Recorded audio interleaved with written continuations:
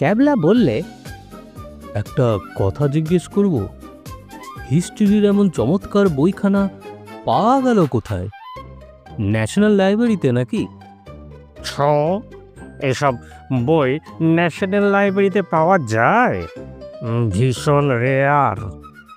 দাম কত জানিস? 50,000 টাকা। ক্যাবলার চশমা লাফিয়ে আর একবার নেমে পড়ল। হাবুল কুট করে আমাকে চিমটি কাটলো। আই, ওরে বাবা রে! আমি চ্যাটার্জিদের রোয়াক থেকে গড়িয়ে পড়তে পড়তে সামলে নিলাম। নমস্কার সকল শ্রোতা বন্ধুদের। স্যাটারডে সাসপেন্স বাই কুণালে। আজকে আপনারা শুনবেন নারায়ণ গঙ্গোপাধ্যায় রচিত টেনিদা সমগ্র থেকে চেঙ্গিজ আর হ্যামলিনের বাঁশিওয়ালা। শুরু হচ্ছে তবে। টেনিদা বললে, আজকাল আমি খুব হিস্ট্রি পড়ছি। আমরা বললুম, তাই নাকি? তাই নাকি? তাই নাকি? যা একখানা বই হাতে পেয়েছি না, শুনলে তোদের চোখ কপালে উঠে যাবে। চুইংগামটাকে গালের আরেক পাশে ঠেলে দিয়ে ক্যাবলা বললে, বইটার নাম কি? টেনিদা হজবরলয়ে কাকেশ্বর কুচকুচের মতো গলায় বললে, স্টোরিয়া দে মোগরা পুদেচ্চেরি বোনানজা বাই সেলিনি কামুচ্চি। শুনে ক্যাবলার চশমা যেন এক লাফে নাকের নিচে ঝুলে পড়ল। হাবুল যেন আঁক করে একটা শব্দ করল। আমি একটা বিষম খেলুম। ক্যাবলায় সামলে নিয়ে বললে, কি বললে? স্টোরিয়া দে মোগরা পুদেচ্চেরি। থাক থাক, এটাই যথেষ্ট। যতদূর বুঝছি দারুণ পুদেচ্চেরি। আলবাত পুদেচ্চেরি, যাকে বাংলায় বলে ডেঞ্জারাস। লাতিন ভাষায় লেখা কিনা? কুচো চিংড়ির মতো মুখ করে হাবুল জিজ্ঞেস করলে, তুমি আবার লাতিন ভাষা শিখলা কবে? শুনি নাই তো কোনোদিন। খুশিতে টেনিদার নাকটা আট আনা সিঙ্গারার মতন ফুলে উঠল। নিজের গুণের কথা সব কি আর বলতে আছে রে? লজ্জা করে না? আমি আবার এ ব্যাপারে একটু মেফিস্টোফেলিস, বাংলায় যাকে বলে বিনয়ী। ক্যাবলা বললে, ধ্যাত, মেফিস্টোফেলিস মানে হলো? টেনিদা বললে, চপ। পশ্চিমে থাকার অভ্যেসটা ক্যাবলার এখনো যায়নি। মিয়ে গিয়ে বললে, তব ঠিক হ্যাঁ, কোই বাত নেই।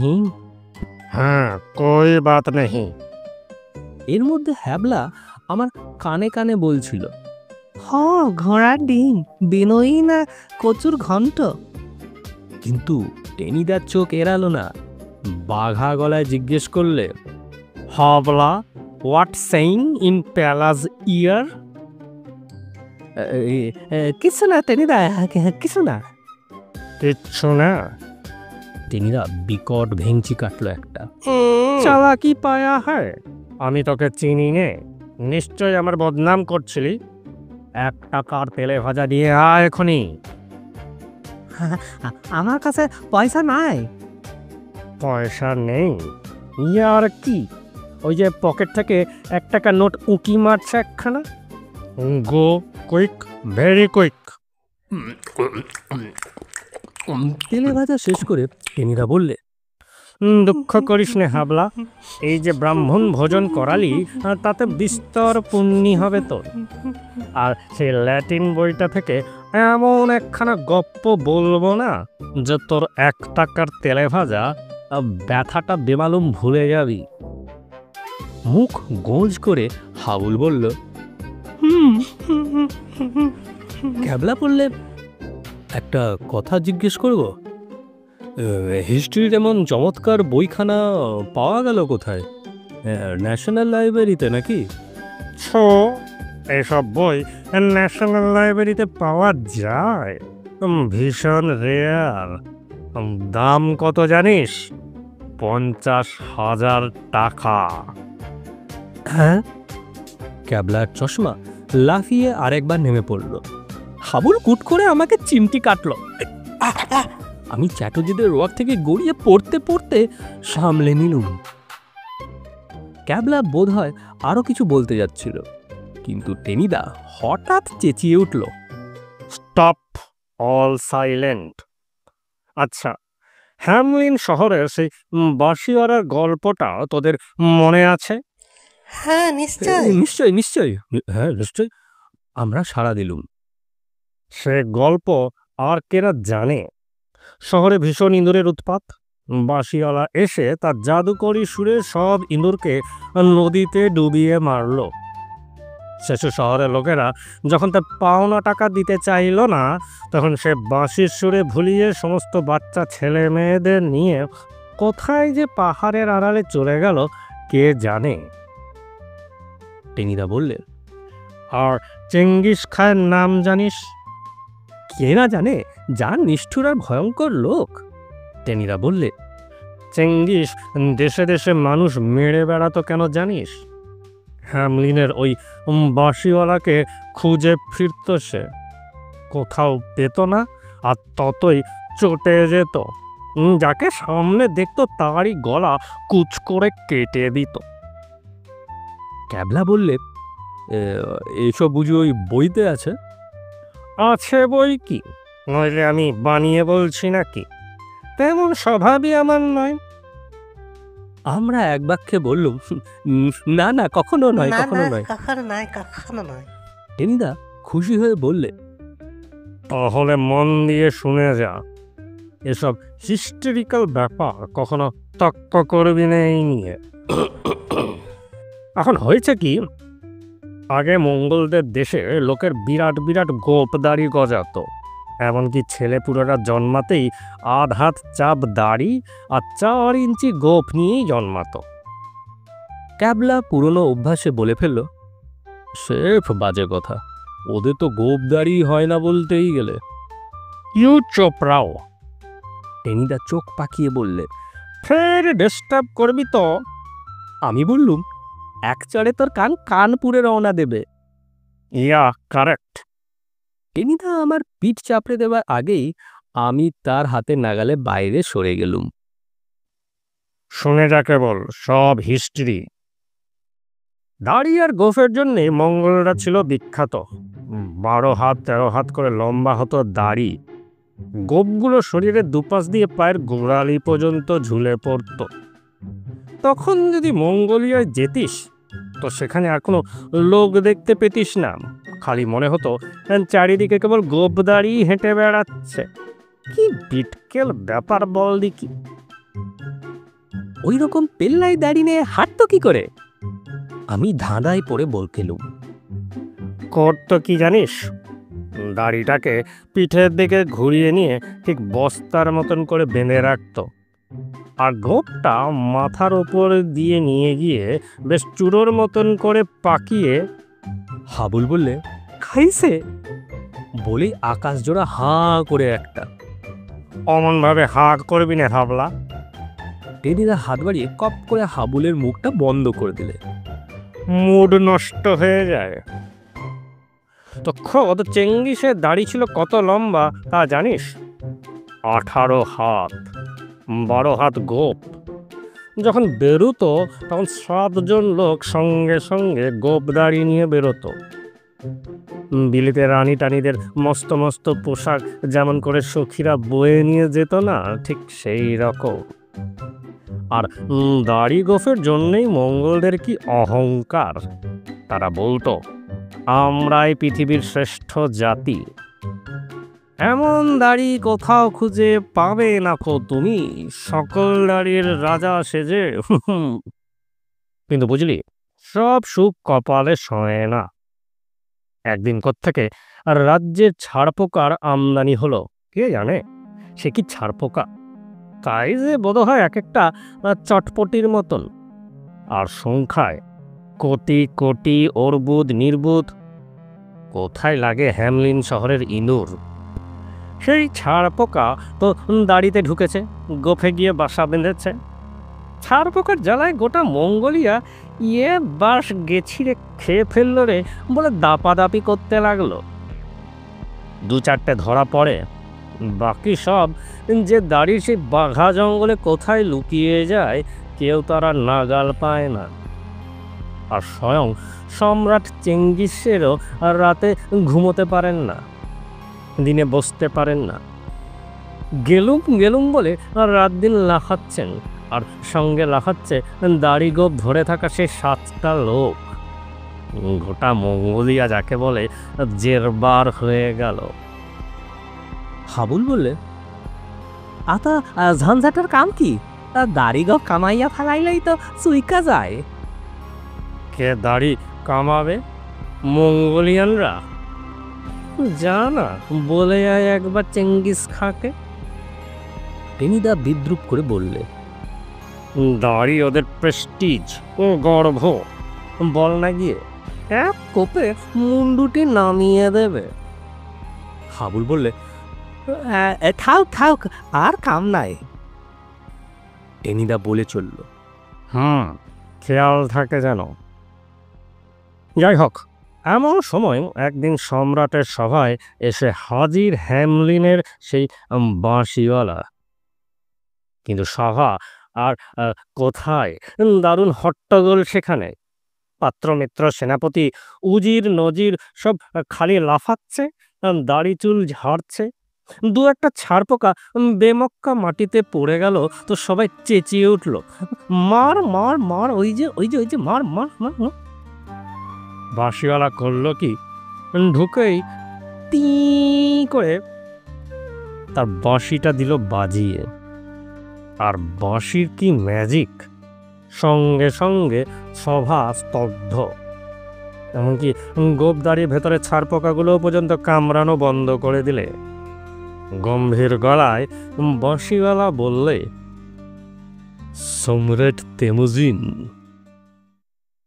তেমুজিন আবার কোত্থেকে এলো? আমি জানতে চাইলুম। ক্যাবলা বললেন, ঠিক আছে, চেঙ্গিসের আসল নাম তেমুজিনই বটে। টেনিদা আমার মাথায় কটাং করে একটা গাঁটটা মারল। আমি আটকে উঠলুম। হিস্ট্রি থেকে বলছি, বুঝেছিস বুড়বক কোথাকার? সব ফ্যাক্টস তোর মগজে তো কেবল ঘুঁটে। ক্যাবলা সমজদার, ও জানে। হাবুল বললে, সারান দাও সারান দাও, পালাডা পোলাপান। এসব পোলাপানকে পেলে চেঙ্গিস খায় করে জলপান করে ফেলতো। যত সব ইয়ে।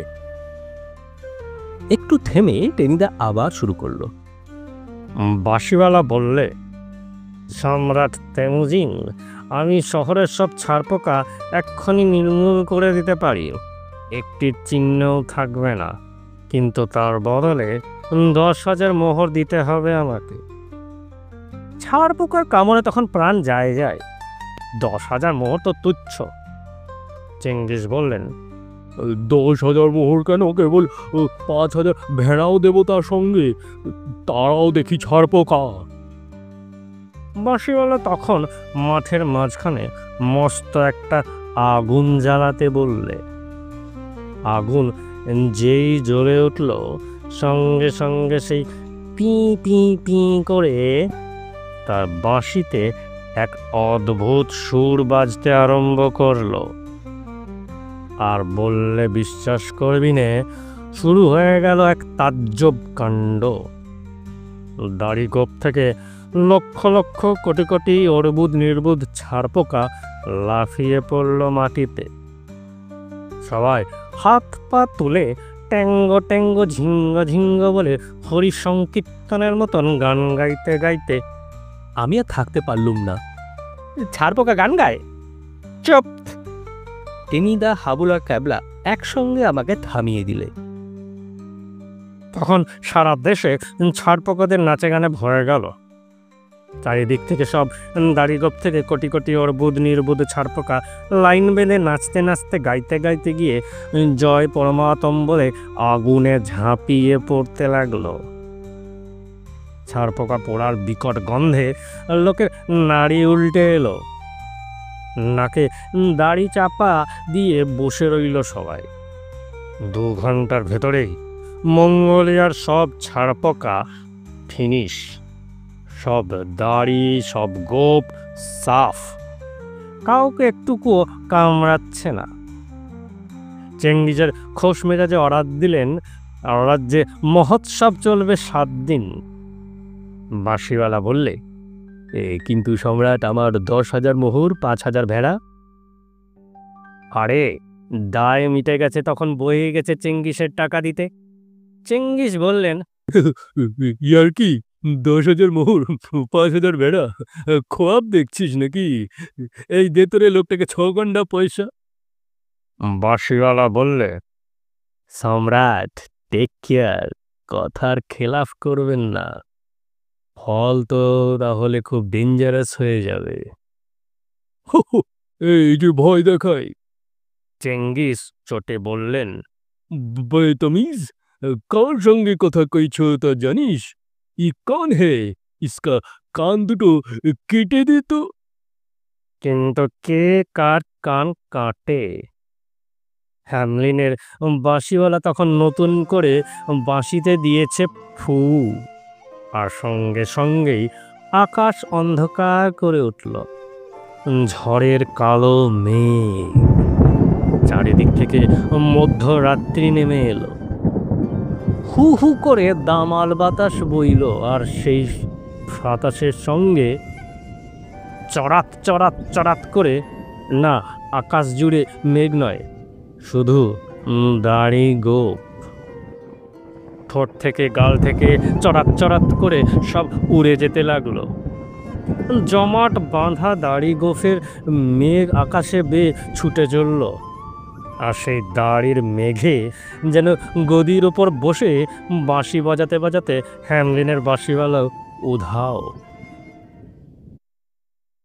আকাশ পরিষ্কার হয়ে গেলে সারা মঙ্গোলিয়া তো ও ওর দিকে তাকিয়ে থ হয়ে চেয়ে রইল।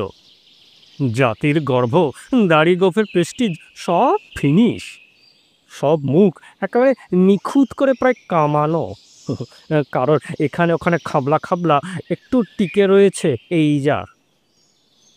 সর্বনেশে বাঁশি তাদের সর্বনাশ করে দিয়ে গেছে। রইল মহোৎসব, রইল সব। 1 মাস ধরে তখন জাতীয় শোক। আর দাড়িগোপ, সেই যে গেল, একেবারেই গেল। মঙ্গলদের সেই থেকে ওসব গজায় না। 2-4 গাছা খাবলা খাবলা যা দেখতে পাস, হ্যামলিনের বাঁশিওয়ালা তার সঙ্গে চালাকি। আর সেই রাত্রেই চেঙ্গিস মানুষ মারতে বেরিয়ে পড়ল। বাঁশিওয়ালাকে তো পায় না, কাজেই যাকে সামনে দেখে তারই মুন্ডুটা কচাক। বুঝলি, এই হলো রিয়াল ইতিহাস। Storia de Mogara Puducherry bonanza by Selini Kamucchi, 5th century BC। Tenida থামল। ক্যাবলা বিড়বিড় করে বললে, সব গাঁজা। ভালো করে টেনিদা শুনতে না পায় বললে, কি বললি? প্রেমের মিত্রের ঘনাদা? কি যে বলিস! তার পায়ে ধুলো একটু মাথায় দিলে পারলে স্বর্গে যেতুম রে। এখানেই সমাপ্ত নারায়ণ গঙ্গোপাধ্যায় রচিত টেনিদার সমগ্র থেকে চেঙ্গিজ আর হ্যামলিনের বাঁশিওয়ালা। গল্পটি ভালো লেগে থাকলে চ্যানেলটিকে সাবস্ক্রাইব করে দেবেন এবং ভিডিওটিকে লাইক করে দেবেন। ধন্যবাদ।